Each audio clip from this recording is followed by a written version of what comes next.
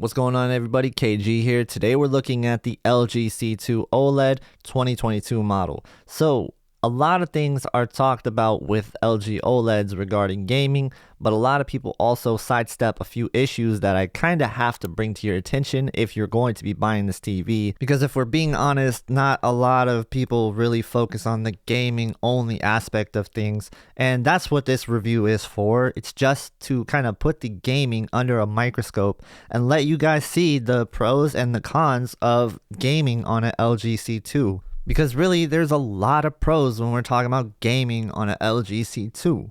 But there's also some cons that people have to be aware of. So let's make sure that is known. As usual, I will have the links for the 2022 TVs we're talking about in this video today in the description below. If you use those links to buy anything at all, it will help out the channel. Thank you guys so much. All right, so in this gameplay footage, hopefully you can see a lot of the strengths of the LG OLED and also some of the weaknesses as well. And you can make your decision on which TV to buy at the end of the day, but it's really going to come down to your preference. And I say this a lot because I believe in it wholeheartedly. And honestly, if you're not going to pick a TV based on what you like and what you enjoy, I feel like you are making a mistake. So I think now is really the time to dig deep and ask yourself, hey, what do I like? Like, do I like to game more than I like to watch movies, or do I like to watch movies more than I like to game?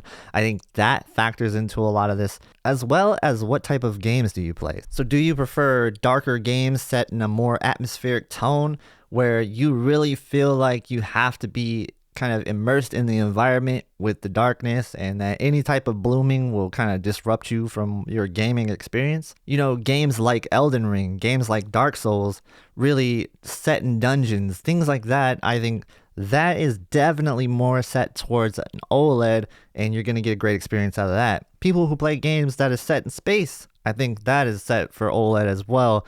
There's a lot of people who love their space simulators and really just games set in space in general. So yeah, OLED definitely shines there. Really, brightness in general is probably going to give you some troubles on an OLED. So those brighter games, maybe you want to look towards a different TV if that's all you play. But the reality is people play all types of different games, and you're not always going to pick the best TV for one type of game. So let's talk about gaming as a whole and go through the full pros and cons of the LG C2.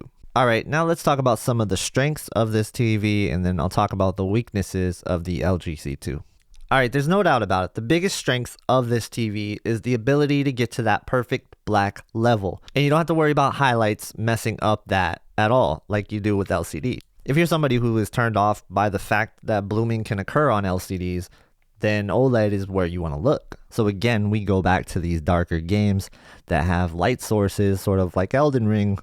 You're not going to see anything like you would on an LCD, where you might see some blooming from time to time. And then the number two thing that I always say that could be the most important thing is if you're playing FPS shooters or any sort of competitive games, there's not going to be any way to beat an OLED when it comes to response time and input lag. And specifically, the LG OLED is going to give you the best input lag response time combo. The combination of input lag and response time usually goes to LG. I'm sure Samsung will be up there as well with their QD OLED. When it comes to the fluidity of games and just the overall feel and experience, there's probably no beating an LG OLED for that. Color-wise, I really do enjoy the color of LG OLEDs. I think out of the box, color-wise, you're going to get some of the best colors. The issue with the OLED, in my opinion, is going to be color volume. You're just not going to feel it as much as you feel it on, say, like a QN90B Samsung. Of course, another plus side to the LG OLEDs is that you're getting 4 HDMI 2.1 ports, and this is something that could be very beneficial for people that have 2 HDMI 2.1 consoles and an EARC soundbar. Then you're going to be able to utilize those 3 ports correctly. So that's good that you have 4 ports to choose from on that sense. Hopefully more TVs in the future will offer this. I know Samsung's offering it this year finally, so that's good to see. Another plus side for me is definitely the game optimizer. if you're getting an LG OLED, you're going to have access to the game optimizer, which you could do a lot through this tool.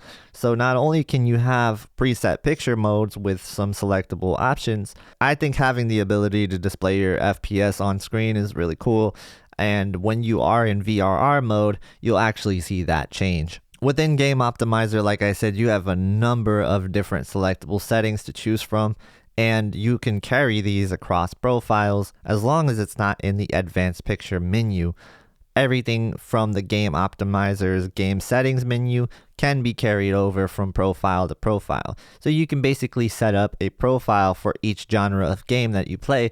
I think that's really cool, and hopefully they implement more onto this in the future. Another thing I want to note about the Game Optimizer is if you're using the standard mode and switching it to, say, RPG, which really doesn't do anything to the picture in terms of the actual like parameters that were changed, but if you switch it from standard to RPG, you will notice a little bit of a color boost. So I do recommend playing on one of these preset modes as if you set it up the way you like. Playing on RPG mode will basically just give you the same thing you're getting out of the standard mode, just with that added color boost. So I think that's pretty cool. Having control over the black and white stabilizer is very beneficial as well. Say if you're playing a game like Call of Duty where maybe that enemy in the shadows is a little harder to see, well, you could just crank up that black stabilizer a little bit and you'll be able to see into the shadows. Really cool feature in my opinion. So I told you about all the plus sides about the LG OLED when it comes to gaming. Now let's talk about the big downsides with this TV. When it comes to SDR gaming, just to tell it like it is, it's not great. It's not my favorite. It's far from where it should be. And the limited amount of picture options that you have while playing in SDR is very disappointing. So the fact that you can't change peak brightness at all is something that I've always kind of really disliked about the LG OLEDs in SDR game mode. And beyond that, you just don't have any extra picture options. Like, even if you're somebody who really likes dynamic contrast from, say, Samsung, you don't have that ability to turn that on. And I think that could maybe even give this TV a little bit of a boost, because let's face it, in SDR mode, it's a little dull. And I really don't feel like the upscaling is that great when it comes to the Nintendo Switch either. So if you're somebody who just plays SDR games, I really can't recommend this TV. The next downside for me personally is when you are selecting your tone mapping modes, if your game isn't going to support HGIG, which means that your settings that you set through the HDR calibration screen are going to take effect on the actual tone mapping that's in the game. If you're not being able to do that, then you pretty much have a dull picture most of the time. It depends on the game, of course, but I would say the brighter games that don't have this ability, you have a very dull picture. So what do I mean by that exactly? A dull picture? Like, in general, if you're looking at the picture on the screen and you're not seeing highlights being presented the way they're supposed to be, then to me, that's a dull picture. So I look at things like the sky and the elements within the sky, like clouds and the sun, when that's not really giving me any hint of brightness and it just feels like a flat image, that to me is what I call a dull image. And you're forced to use their dynamic tone mapping, which at times can actually be pretty cool, but there is some downsides to it because it does lift the entire picture, and at times you really don't want that. And I use this Elden Ring, for example, in the daytime. Thankfully, there's not a lot of scenes like this. In this particular scene right here, it does feel very dull in comparison to, say, what I had on the Sony OLED, where the gradation preferred method on the Sony OLED actually looked really good compared to any of the other tone mapping options on the LG OLED. So that is one of the downsides. I do feel like if HGIG is not an option and you're playing a brighter game, most of the time it's going to look very dull unless you use dynamic tone mapping on. And maybe you're asking, why can't you just use HGIG all the time? Well, that's just because there's a lot of games that don't take advantage of what the game consoles are doing for the HDR calibration. This is tied to HGIG, so when you have HGIG selected, if the game's not supporting your HDR calibration through your settings menu in your system, then you're probably out of luck. The other downside is going to be the fact that most of these games are going to have problems with banding and color banding when it comes to playing games in HDR. This is a big problem for any TV.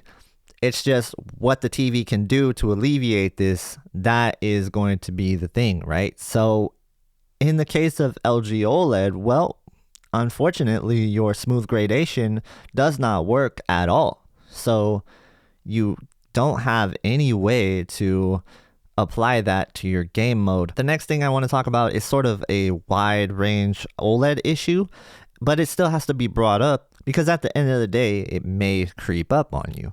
And that downside is probably my biggest downside when we're talking about OLED is ABL.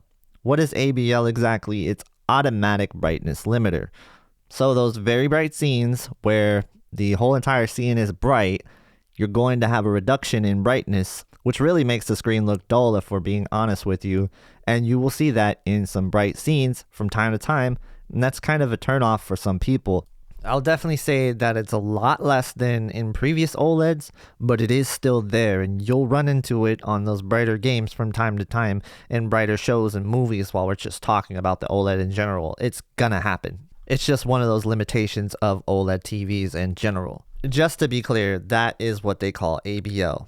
Now, the second thing is ASBL. This is automatic static brightness limiter. Those of you coming from an older OLED may have noticed that your screen will dim over time when you are playing a game with a static scoreboard element or any sort of stats that are on your screen the whole entire game session. Then you're going to run into the ASBL on those TVs. And what will happen is your screen will dim down slowly in order to prevent image retention and reduce your risk of permanent screen burn. Now, this doesn't happen nearly as much as it did on past OLEDs, but it is something that you have to be aware of. This is a protection mechanism in place to prevent screen burn, and the older OLEDs didn't really have an ability to turn this off. The new LG OLEDs do have the ability to lower this or turn it off. By default, it's on low out of the box. I would recommend keeping it on that unless you want to run the risk of more burn-in, because I cannot guarantee you that you won't risk more burn-in by turning it off completely. There's some people that will want to turn it off completely, but you just have to know there could be some risk associated with that. If it really bothers you, you have the ability to change some things in the service menu as well. But again, I have to caution you from doing this because I really don't know the long-term risks of this. I'm sure there's definitely a chance that this is safe and nothing will happen, but I don't want to steer you guys in the wrong direction and have you guys say, whoa, I got burn-in, thanks for the recommendation. So yeah, that's my take on it. So really, I like this TV, there's no doubt about it. Just because I listed off a lot of the cons doesn't mean that I don't like this TV. I really think this TV is a great gaming TV. There's a TV for everyone out there, and I think this TV could be for a lot of people. It just really depends on what you like. But that's why it's important to really understand the pros and the cons to this TV. If you like more of the pros that I listed than the cons, then it's a great TV for you. If you're somebody who really felt that the cons hit you more than the pros hit you, well, then this is not the TV for you. And there's other options out there. The Samsung S95B is probably going to be a great gaming TV, especially because it has a lot of the same features that LG offers for their game mode, but now they're able to put it in an OLED, which is very fantastic in my opinion, and I can't wait to check that TV out. Of course, the other option is also going to be a bright LCD TV like the Samsung QN90B or the Sony X95K. Be sure to subscribe to the channel if you don't want to miss reviews on all of those TVs. If you guys enjoyed this video, please hit the like button. And if you want to watch more videos on 2022 TVs, click one of these videos right here. Thank you guys so much for watching. Have a great day, and I will see you in the next one.